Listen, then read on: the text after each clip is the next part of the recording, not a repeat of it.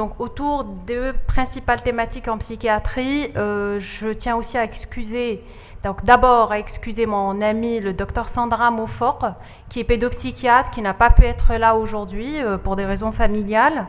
Donc pour combler la session psychiatrie, je vais présenter d'autres thématiques que la dépression chez la femme. Avant de commencer mon propos, je tiens à remercier très sincèrement les organisateurs, le docteur Ben Khaled pour son invitation, sa chaleureuse invitation. Donc voilà, merci beaucoup. Alors, pour cette session psychiatrie, je voudrais commencer par une thématique qui m'intéresse particulièrement, qui est celle de la dépression chez la femme. Sujet donc d'actualité, vous allez voir pourquoi. Et je pense motif très fréquent de consultation, non seulement en psychiatrie, mais aussi et surtout en médecine générale. Donc d'où l'enjeu est vraiment important de pouvoir en débattre aujourd'hui. Alors, pour situer l'intérêt de la question, j'ai choisi de vous montrer ces quelques données de l'Organisation mondiale de la santé. Donc ça, c'est une étude prospective sur 20 ans. C'est une étude très célèbre qui s'appelle The Global Burden of Disease. C'est une étude qui vise à évaluer la charge des maladies mentales, enfin la charge mondiale des maladies, de toutes les maladies humaines, permet d'évaluer, d'avoir une idée sur l'état de santé de la population dans le monde. Dans cette étude donc prospective sur 20 ans, réalisée dans la fin des années 90, l'OMS a établi une liste des 10 maladies les plus invalidantes dans le monde. Cette invalidité est mesurée par les années de vie ajustées sur l'incapacité. Et il s'avère que 5 sur 10 des maladies humaines les plus invalidantes sont des maladies psychiatriques, dont la première est la dépression. En quatrième position, donc voilà, vous avez l'unipolar major depression, c'est la première maladie invalidante dans le monde. Après, deuxième et troisième sont des maladies qui ne nous concernent pas, vous les connaissez mieux que moi. La quatrième position, vous avez l'alcool use, donc les troubles liés à l'usage de l'alcool. En sixième position, le bipolar disorder, donc vous avez le trouble bipolaire, la schizophrénie en neuvième position et le trouble obsessionnel compulsif en 10e position. Donc ce sont des maladies très invalidantes. Cette étude étant réalisée en collaboration avec la Banque mondiale, pour ce qui montre à quel point ces maladies ont un impact, un coût considérable sur la santé publique. Donc pour revenir à la dépression selon l'OMS est la principale cause d'incapacité et d'invalidité dans le monde. La dépression touche 350 millions de personnes dans le monde, ce qui est énorme, et elle est 2 fois plus fréquente chez la femme, malheureusement pour nous les femmes. Donc voilà, sa prévalence ponctuelle elle est de 1,9% chez l'homme versus 3,2% chez la femme, hein, c'est pratiquement le double. Et puis l'incidence, donc sur une année, sur une période de 12 mois, 5,8% des hommes et 9,5% des femmes sur une période de 12 mois, ce qui est inquiétant, je dirais. Donc 10%, presque 10% de la population mondiale chaque année des femmes vont être touchées, concernées par ce problème de dépression. Le problème de dépression, vous le savez tous, on le sait, expose d'abord au risque de suicide. Donc c'est la principale complication que l'on redoute, nous psychiatres, que l'on redoute dans la communauté médicale. Et selon l'OMS toujours, d'ici 2020, donc c'est dans pas longtemps, c'est dans à peine 4 ans, et même d'ici 2030, la dépression sera la principale cause de morbimortalité dans le monde. C'est-à-dire qu'il faudrait commencer à se préparer dès maintenant, savoir dépister une dépression, donner l'importance à la dépression chez la femme, se préparer, connaître les armes thérapeutiques, les stratégies de soins, etc. Donc d'où l'intérêt de commencer ce débat sur le problème de la dépression. Donc qu'est-ce que la dépression? Qu'est-ce qu'on veut dire par la dépression? La dépression est une pathologie de l'humeur. Et on veut dire par dépression cet état pathologique de l'humeur qui tend à s'affaisser. Donc c'est une diminution de l'humeur est diminuée, elle est affaissée, elle est affaiblie. Et l'humeur, c'est cette disposition affective de base qui donne à nos états d'âme une tonalité agréable ou désagréable en fonction des situations de plaisir ou de tristesse. Bref, quand il y a un événement heureux, on est heureux, notre humeur est joviale, elle est expansive. Lorsqu'il y a un événement malheureux, notre humeur, donc naturellement, de manière physiologique, elle va diminuer. Sauf que dans la dépression, dans la maladie de la dépression, l'humeur va être diminuée de façon pathologique, continue, ce qui va entraver le fonctionnement de l'individu et diminuer considérablement sa qualité de vie. Ça, c'est la définition la plus retenue, c'est la définition de Delay, psychiatre français. Comment se manifeste sur le plan clinique? Donc, qu'est-ce qui va être rapporté dans les plaintes des patients? Alors, plusieurs systèmes de classification existent. Le plus usité en psychiatrie, c'est le système de classification de l'Association des psychiatres américains, l'American Psychiatric Association. Donc, c'est ce système de classification du DSM. Vous en avez tous entendu parler, qui définit donc la dépression en fonction d'un certain nombre de critères. Donc, la DSM a mis en place, un certain nombre de critères. Il y en a 9. Il faudrait que la personne présente 5 critères sur 9 pour pouvoir porter le diagnostic de dépression. Parmi ces critères, vous avez l'humeur dépressive, donc patient qui vous dit « je suis anormalement triste, je suis triste la plupart du temps ». Perte de l'intérêt du plaisir, le patient qui n'a plus de plaisir pratiquement, modification de l'appétit. Donc la dépression aussi est une maladie qui va altérer le fonctionnement instinctuel de base de l'individu, qui est le sommeil, l'alimentation et la sexualité. Tout va être altéré, tout va être diminué, tout va être perturbé. Donc, le patient va vous dire, j'ai des problèmes d'appétit, donc généralement c'est des pertes d'appétit, mais il peut y avoir des situations de gain d'appétit, perte de libido ou diminution de la libido, et puis insomnie ou hypersomnie. C'est notre thermomètre à nous les psychiatres, c'est avec ça qu'on mesure l'état de santé mentale de nos patients. Le patient se sent triste, donc fatigué, perte d'énergie, diminution de l'aptitude à penser, à se concentrer. Ça, c'est ce qui entraîne les patients. En tout cas, la dépression est une maladie qui altère aussi les capacités cognitives du patient. Donc, le patient a des baisses de mémoire, des baisses de concentration. Il n'arrive pas à entretenir une activité professionnelle. C'est pour ça qu'il vient nous voir, nous médecins. Il vient voir les médecins généralistes aussi souvent pour dire « je n'arrive pas à travailler, j'ai peur de commettre des conneries dans mon travail, j'ai besoin d'un arrêt de travail » parce qu'au fait, la dépression fait que ses capacités cognitives sont amoindries, sont diminuées. Et le malheur, c'est que ces patients ont des idées de mort et souvent des idées suicidaires et ils ont envie donc de mettre fin à leur jour. Lorsque 5 symptômes sur 9 sont réunis, durent pendant une durée de 2 semaines et retentissent sur le fonctionnement de l'individu, il s'agit probablement, très probablement, en tout cas, ça nous permet de poser le diagnostic de dépression chez l'homme comme chez pour la femme. Alors, différentes intensités, des intensités légères, modérées et sévères. En tout cas, la moyenne étant de 5 symptômes. Moins de 5 symptômes, on est probablement dans les dépressions légères et on va voir dans la prise en charge que là, il suffit en tout cas d'indiquer une psychothérapie. On n'est pas obligé de mettre un traitement médicamenteux. Les intensités modérées, les indications d'un traitement médicamenteux peuvent être posées. Et puis les intensités sévères, lorsqu'il y a 8 à 9 symptômes, là, on est obligé d'associer médicaments et psychothérapie. Alors, dépression masquée, c'est un point important. C'est lorsque le patient vient vers vous en consultation, donc en médecine générale généralement, pour des symptômes autres que la dépression, autres que la tristesse ou la perte d'élan ou des symptômes propres de la dépression. Il vient pour des symptômes, ce qu'on appelle de dépression masquée. Donc le patient, vous savez, surtout dans notre culture, dans les pays du Maghreb, on a du mal à aller voir un psychiatre, on a du mal à aller consulter pour un problème de santé mentale et on préfère aller chez dans le meilleur des cas, chez un médecin quand on ne va pas ailleurs. En tout cas, pour élaguer comme ça des troubles de santé physique, des problèmes de santé physique, troubles fonctionnels, des troubles intestinaux, ça peut être des douleurs, une asthénie, n'importe quoi, des troubles sexuels, dysfonctionnement érectile, peu importe.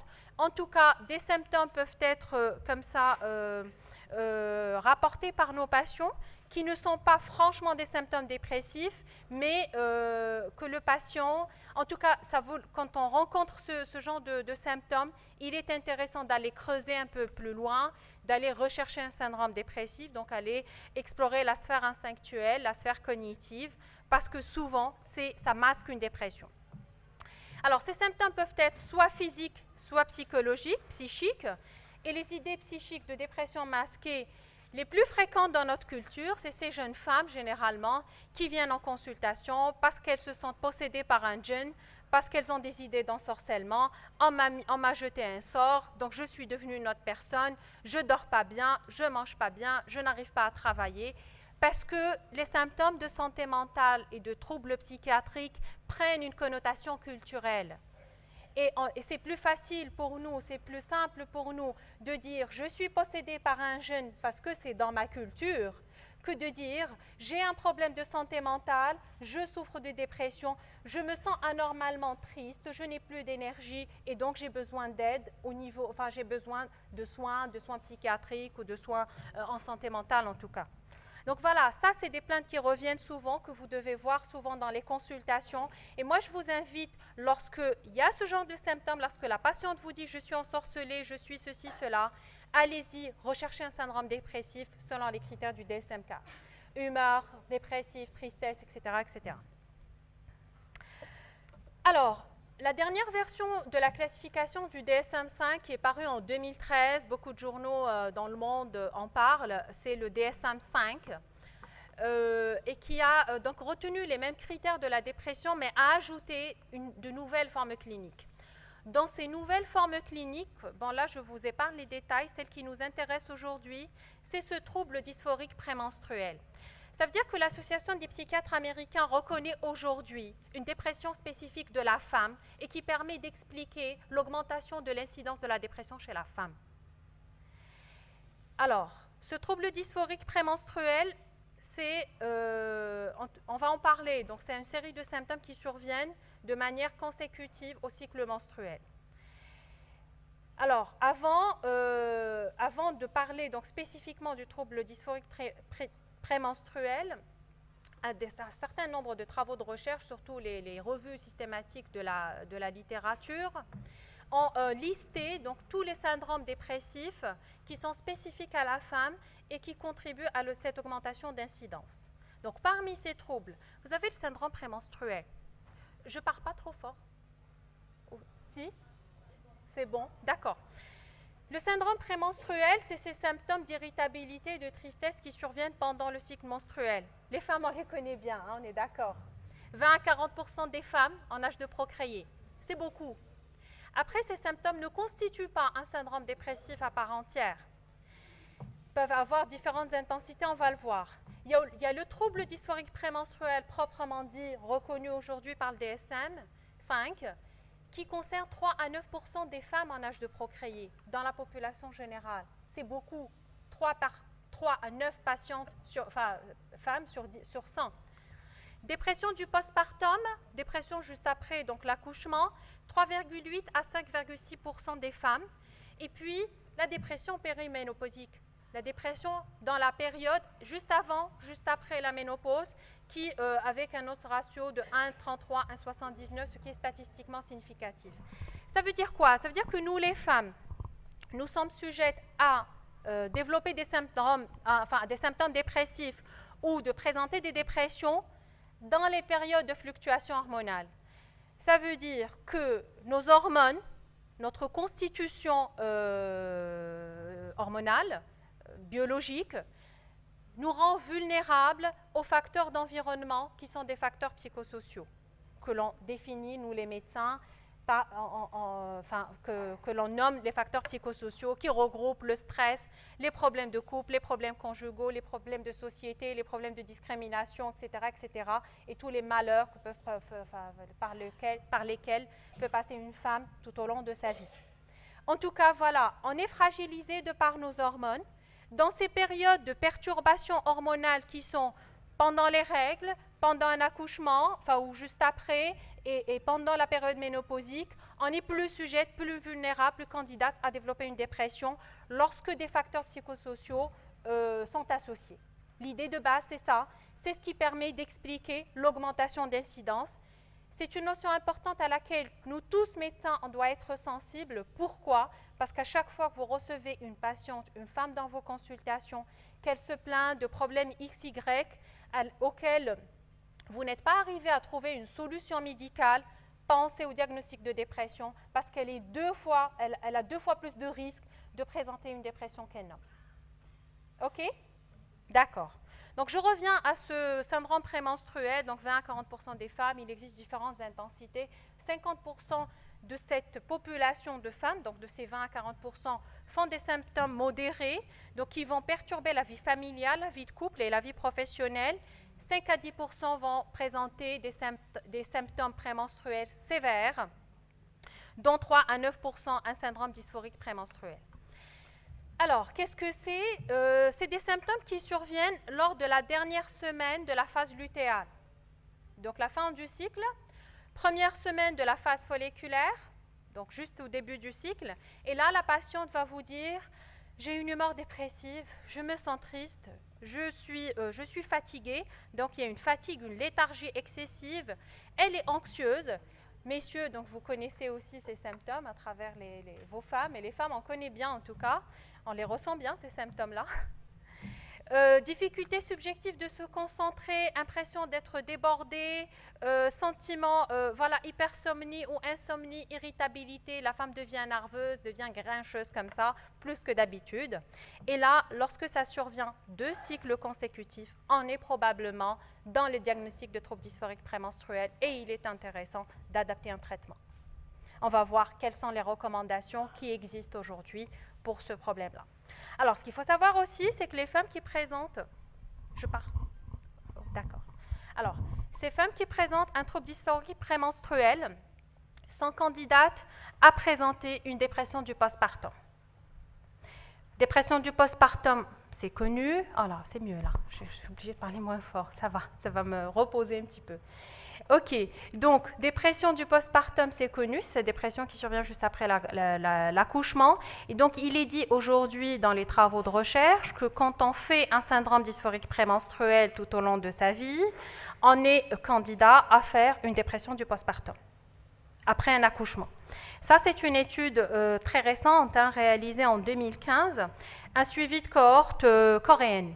166 femmes ont été suivies donc dans les services de gynéco-obstétrique.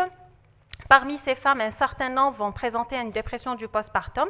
Ces femmes ont reçu des questionnaires par rapport à l'existence ou pas d'un trouble dysphorique prémenstruel. Il s'avère qu'un bon nombre de ces femmes de cette cohorte, appartenant à cette cohorte, et celles qui ont fait une dépression du postpartum, avaient déjà préalablement présenté des symptômes de dépression, de troubles dysphoriques prémenstruels, avec une p-value inférieure à 0,01, ce qui est statistiquement significatif.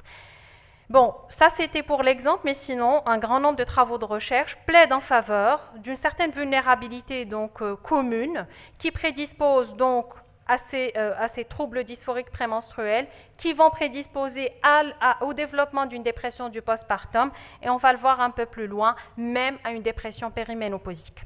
Donc ça, c'est un papier de revue qui est publié, il est assez vieux, dans une revue assez célèbre en psychiatrie, qui est le Journal of Affective Disorder.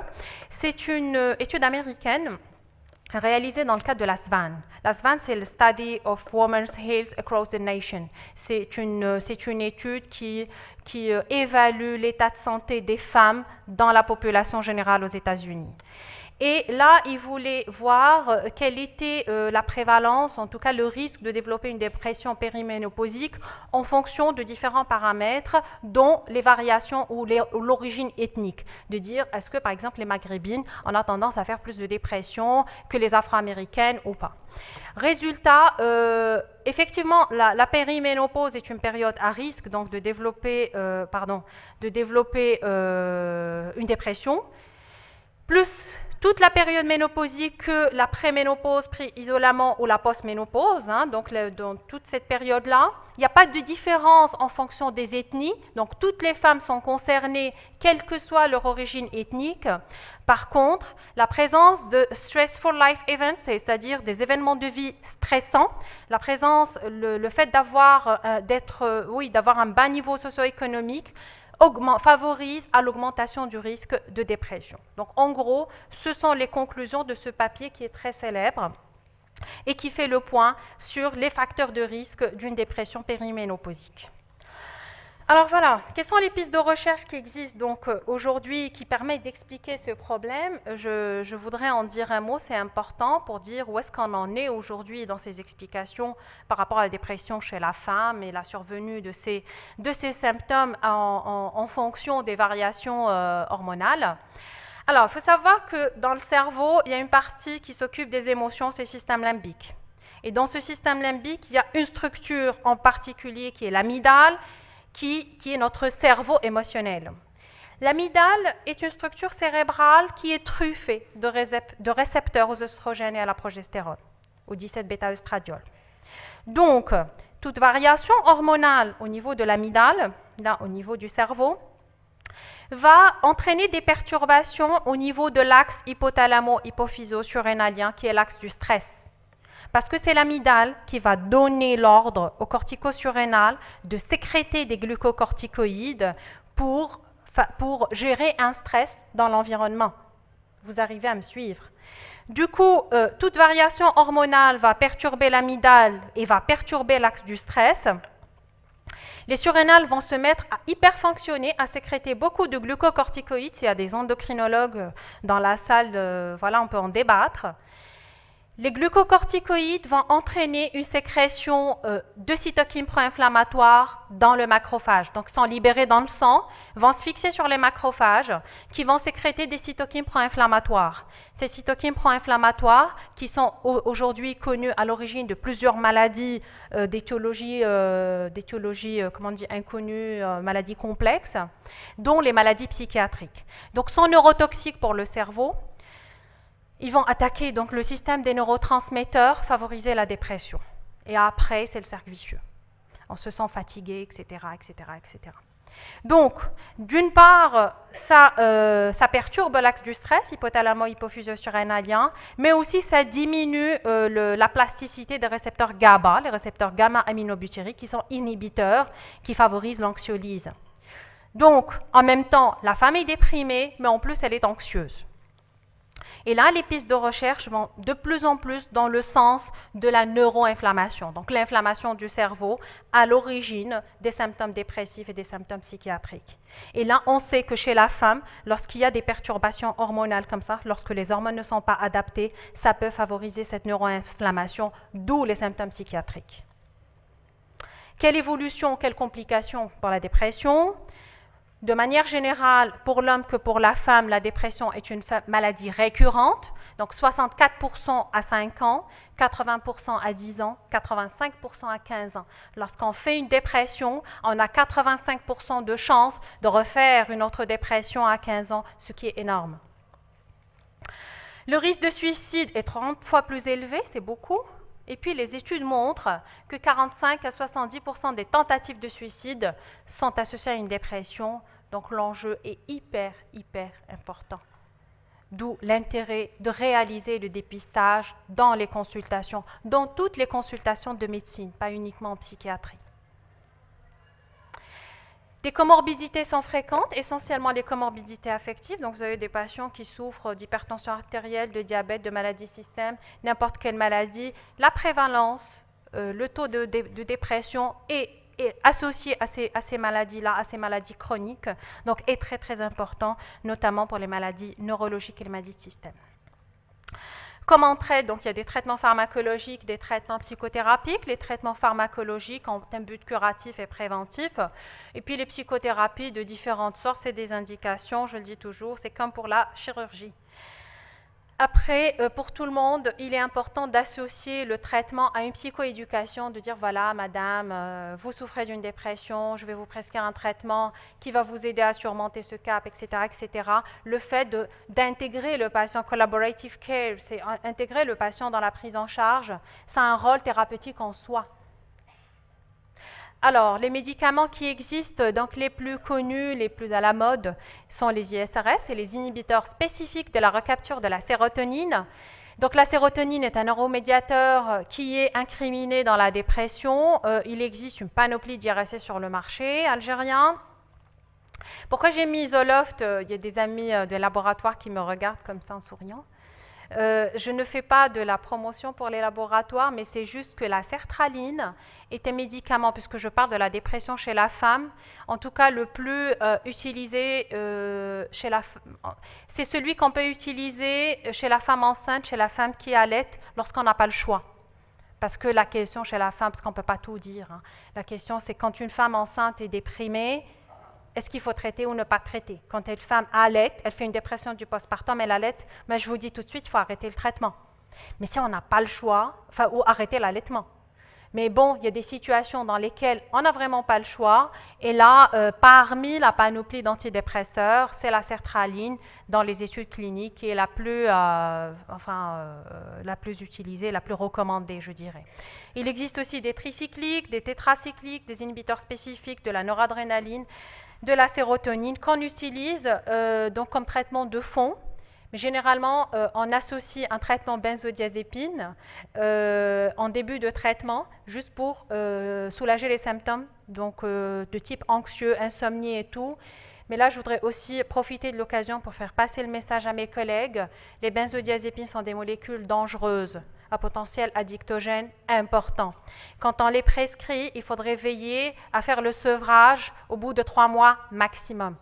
Et ne jamais aller au-delà de 3 mois parce que vous allez aggraver les symptômes cognitifs de vos patients. Ils vont présenter des troubles de la mémoire et de la concentration.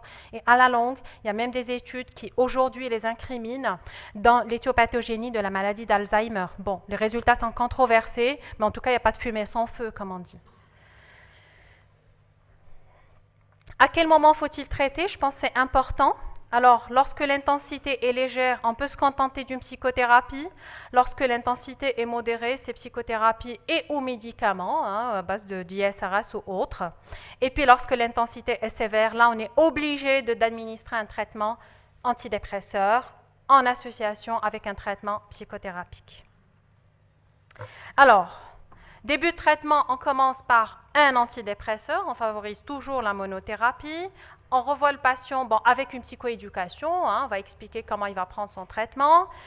Après 4 à 8 semaines, normalement après 4 semaines, on revoit le patient. S'il répond bien, tant mieux. S'il répond mal, il faudrait regarder donc, cet antidépresseur, soit le changer, soit associer une psychothérapie, soit envisager une consultation spécialisée chez un psychiatre. Alors, on le revoit après 4 à 8 semaines. Si la réponse est partielle, ou on augmente les doses, ou on change vers un autre médicament.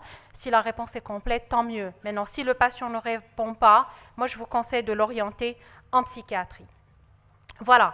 Donc, à quel moment faut-il orienter en psychiatrie?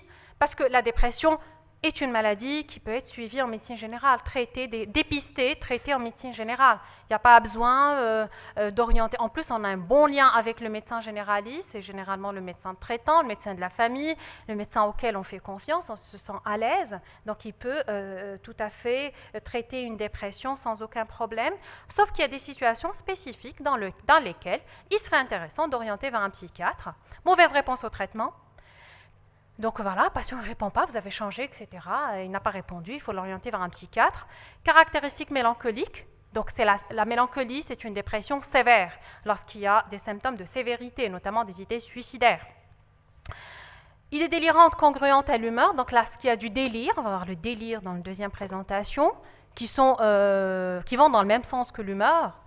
Refus alimentaire, refus de soins, c'est des équivalences suicidaires. Si le patient, je vous dis, moi je refuse de manger, tout ça, il mange, enfin voilà, il met sa vie en danger.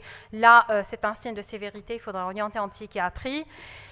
Et puis, lorsque il fait des symptômes mixtes, gens qui rient, gens qui pleurent, des fois, voilà, il est déprimé, mais il y a des moments où il devient hyper jovial, hyper expressif et tout. Là, on est dans les épisodes mixtes, des épisodes de l'humeur qui sont spécifiques. Il vaut mieux, je dirais, confier ça au psychiatre. Alors, je reviens aux troubles dysphoriques prémenstruels. Ça, c'était la prise en charge classique d'une dépression comme chez l'homme comme chez la femme. Maintenant, quand vous avez une patiente qui présente ces symptômes de manière cyclique, consécutive au cycle menstruel, ces symptômes de dépression qui vont entraver son fonctionnement, sa vie familiale, sa vie de couple, sa vie professionnelle, vous avez besoin de soulager. C'est une maladie, qu'est-ce qu'il faut faire ? Il y a des recommandations dans ce sens. Première étape, c'est de conseiller une hygiène de vie aux patientes. Exercice physique, ça c'est la règle. Pourquoi ? On sait aujourd'hui que lorsqu'on fait une activité sportive régulière, il y a un effet anti-inflammatoire naturel qui diminue les cytokines pro-inflammatoires. Et donc, du coup, on protège le corps de toutes les maladies d'origine inflammatoire. Ça, c'est déjà une donnée qui devient de plus en plus validée. Mais aussi une hygiène diététique, donc diminuer le sucre, le sel, favoriser un régime en hydrates de carbone. Et puis, si possible, réduire le stress. Et puis voilà. Alimentation riche en calcium, en magnésium. Ça ne marche pas toujours, ça dépend des patientes, je vous le dis. Si la patiente va bien, tant mieux. Si elle va mal, si elle va toujours mal, là, il faudrait envisager un traitement antidépresseur, même si la dépression, elle vous dit, moi, je suis bien, je respire la joie de vivre, mais maintenant, quand mon cycle approche, je deviens triste, je passe du chaud au froid, les patientes vous le disent, je passe du chaud au froid, je deviens triste, j'ai parfois des idées suicidaires, je ne suis pas bien, je n'arrive pas à travailler, je n'arrive pas à me concentrer. Là, il serait intéressant d'associer un traitement antidépresseur. Le plus recommandé, c'est un traitement par ISRS, inhibiteur spécifique de la sérotonine, soit on discontinue, donc juste pendant les périodes là, à problème, soit on continue tout le cycle, et ça ne peut être que bénéfique pour la patiente, ça préserve son hippocampe et ses fonctions cognitives. Maintenant, même il y a des patients il y a des cas qui sont rapportés dans la littérature, même avec un traitement antidépresseur, on continue et les symptômes persistent parce que l'origine, elle est biologique. En plus des facteurs de stress environnementaux et surtout quand on a le statut d'une femme dans une société, voilà, X ou Y. On peut être plus sujette à faire la dépression que dans d'autres sociétés. En tout cas, les femmes chez nous sont très exposées. Alors, troisième étape, c'est de recommander, oui, ouais, ça fait sourire les messieurs, mais enfin, bon, c'est vrai. Moi, je suis chef d'unité femmes au CHU d'Oran. Je peux vous dire que ce n'est pas joli ce que je vois tous les jours, beaucoup de souffrance chez la femme. C'est pour ça que j'en parle avec beaucoup d'enthousiasme, vous avez remarqué. Troisième étape, c'est le traitement par agoniste GnRH. Donc, c'est des agonistes, c'est des traitements hormonaux. Le problème, c'est qu'ils exposent au risque d'ostéoporose au long cours. Et donc, c'est vraiment dernier recours lorsqu'on n'a pas le choix. Et on veut soulager la patiente, améliorer sa qualité de vie. Donc, voilà ce que j'avais à vous dire à propos de la dépression chez la femme, 2 fois plus fréquente. Elle est corrélée aux fluctuations hormonales. Cette vulnérabilité constitutionnelle est mise à nu, je dirais, lorsque sont associés des facteurs de stress psychosociaux. Dépistage et prise en charge adéquats sont indispensables. Juste avant de finir cette présentation, j'aimerais vous conseiller cet ouvrage sur la dépression. C'est un ouvrage collectif dans lequel je suis co-auteur. On l'a édité et donc en Algérie. Il est coordonné par le docteur Mohamed Taleb, qui est président de la Société franco-algérienne de psychiatrie. Voilà, je vous remercie pour votre attention. Merci.